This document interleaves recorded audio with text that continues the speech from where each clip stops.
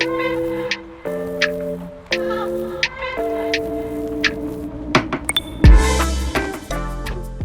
everyone! So we have something really special for you today. It's the Yuka 2000 with the optional sweeper kit. Autumn is coming here in upstate New York, and we love the beautiful fall colors. The leaves on the lawn, not so much. This was our method for installation. The first step was to remove this decorative cover so that we can install the counterweight. The sweeper kit will add some weight, especially when full of clippings or leaves, so this prevents the unit from popping wheelies most of the time. The sweeper kit comes with an additional 4.5 amp-hour battery because the sweeper is actually motorized. After removing the cover with the included driver tool, we found it easiest to connect the two wires before sliding the battery into its home.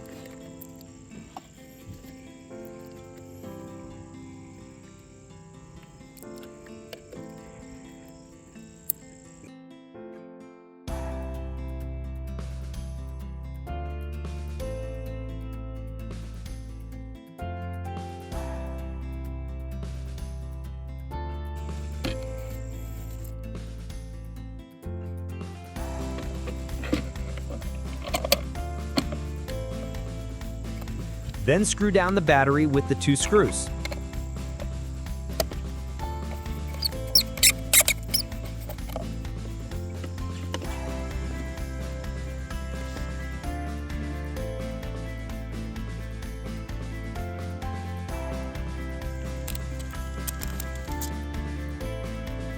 Then put together the charging base by snapping in the charging component to the base and tightening the 3 screws from below.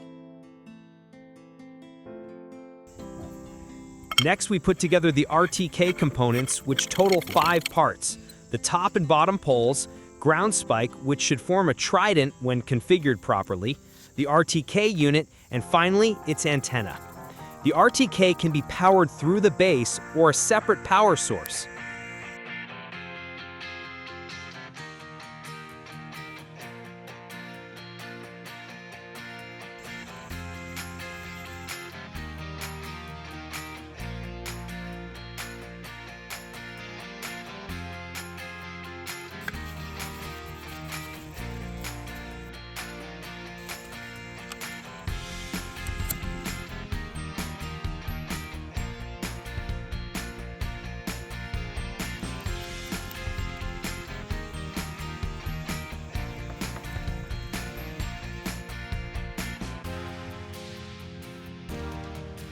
We powered ours through the base and installed it so that it has a clear view to the sky, which is essential for this unit to navigate properly. Now that the Yuka is charging in its base, it was time for us to move on to putting together the sweeper kit. The larger screws are for the handle with the yellow button that installs on top of the motorized sweeper. Don't worry, you can't put it on incorrectly because the base has a straight edge in the front and a curve in the back that will only fit one way. Now for the sweeper bag. The smaller screws are for the smaller handle that attaches to the top of the rear bagger.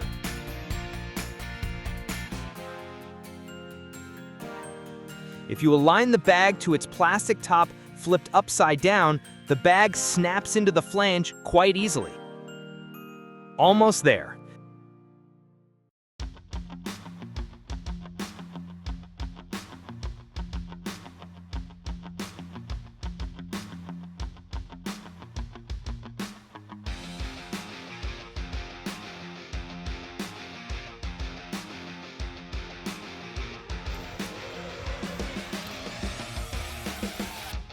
There is one more bracket that pops into the front of the bagger so that it can keep its shape. Hey, there's Yuka's little brother, the Yuka Mini.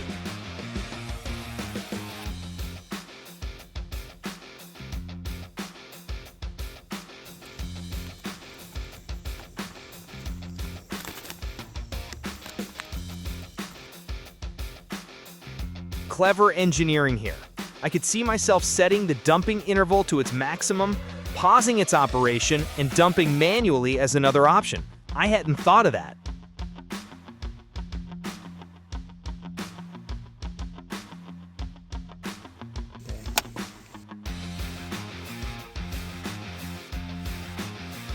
Now it's time to set up the app, which is made easier by the included QR code in the Quick Start Guide.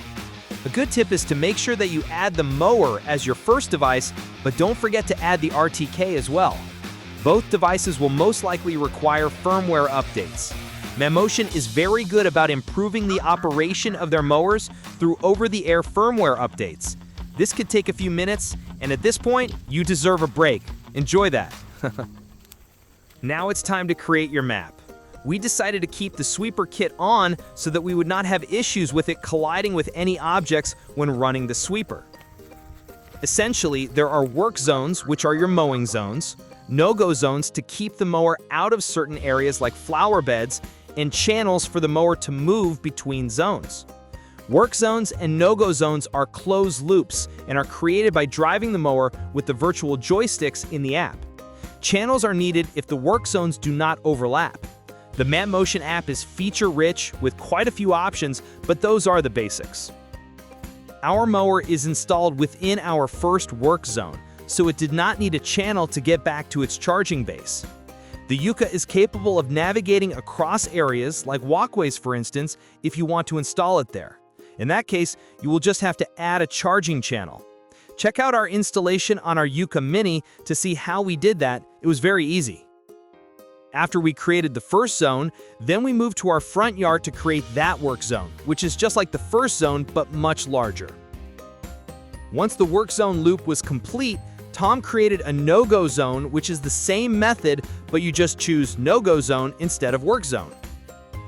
Being that what we call our Hill of Doom separates our front yard from our backyard, Tom will have to create a channel so that the Yuka can get back to the first area and its charging base. The process is similar to the others, but this time you're not creating a loop. Keep in mind that the unit will be more reliable if you take into account the width of the channel and its terrain that your unit needs to navigate in order to get from one zone to the next. As you can see, we have plenty of room for the Yuka to swing even with its bagger on, but the terrain is pretty rough with roots and an incline. It's still managed just fine. Now it's time for its first mowing session. As you can see, we removed the bagger because our lawn was mowed 2 days ago, and these razor blade-based units are engineered to trim off small bits of grass every couple of days that disappear between the blades of grass to break down and feed your lawn. That's most likely why Mammotion decided to create the sweeper kit. Most razor blade mowers don't do well mulching leaves. Therefore, those of us who love robot mowers have always had to have a separate plan to deal with the leaves during autumn. As you can see, Yuka doesn't need any perimeter wires. Instead, it navigates via precise GPS through RTK and UltraSense AI vision, which can help the Yuka to continue mowing even if its signal is blocked. This mower cuts 12 6/10 of an inch from its 2 cutting discs that have 5 razor blades each for a total of 10. It cuts as low as 1.2 inches and as high as 4. Even though this is a mower that is designed to mow 2,000 square meters, it can handle up to 7/10 of an acre, which is a bit less than 3,000, especially after installing the sweeper kit's additional battery. They even sell a unit with a larger battery. Either way, if the mower runs low on its charge, it'll pause the job, drive itself back to its charging dock, then resume when it has enough energy to complete the task right where it left off automatically. It's the same whether you're mowing or just sweeping or mowing and sweeping at the same time. So cool. Mammotion sent this to us so that we could find out if the sweeper kit could handle a lawn that is 3,000 square meters or 7/10 of an acre, about 60 miles north of New York City, surrounded by mature trees. Our typical autumn routine would be for us to not touch the leaves during the work week, then on Saturday, blow out the leaves from all of the flower beds, walkways, and driveway onto the lawn, mow it, sweep it up with a pull-behind lawn sweeper, dump it near our wooded area, and clean up. No matter what we tried, this process would take us 3 hours. We added a mulching kit to our John Deere tractor, still 3 hours. We tried just sweeping them and dumping them without mulching them, 3 hours. Hey, let's see if this sweeper kit is a gimmick or if it's a superpower.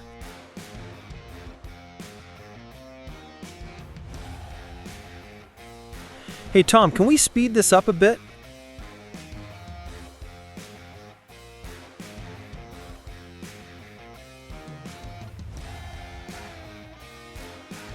Wow, so far so good. It's really picking the leaves up.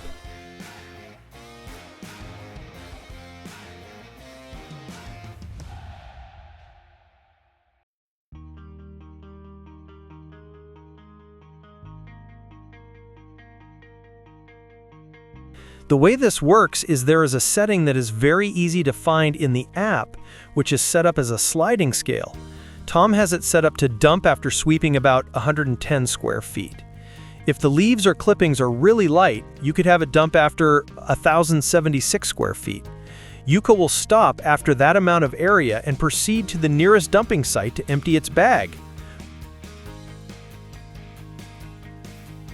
That's right, it can change that setting on the fly, just like me.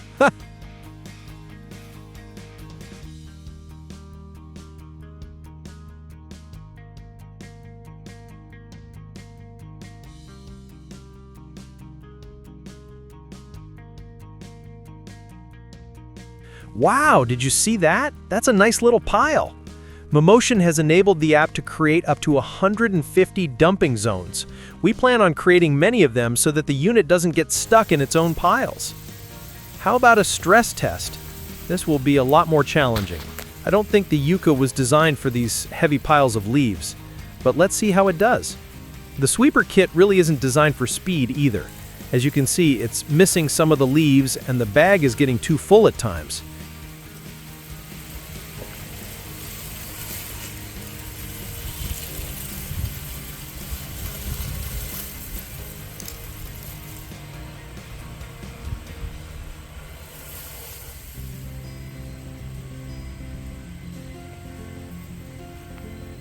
We just sent it out 3 times, and before we knew it, most of the leaves were in the piles. And the battery was still at 67% because the sweeper kit comes with its own battery, which doubles its capacity to 9 amp hours. The Yuka can make a lot of trips with those 2 batteries.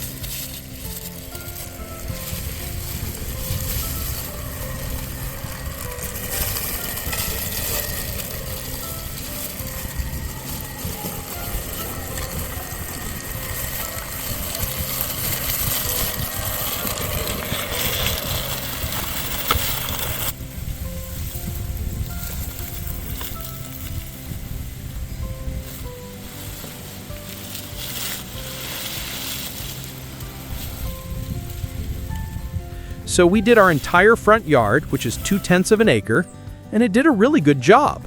However, with the sliding scale, it's not an exact science. It's more of a guesstimate. You can see this one pass where the bag got too full and it spilled out onto the lawn. While relaxing on our second-story porch, we decided to turn it into an experiment to test if we could steer it all the way from its dock to that spot in the front yard using the remote control feature. It has to be over 40 feet away from the dock. It worked! It was so much fun driving it, and what's cool is that you can click on the settings button while driving it in remote control mode and increase the speed while it's mowing and sweeping. Great job, Mammotion!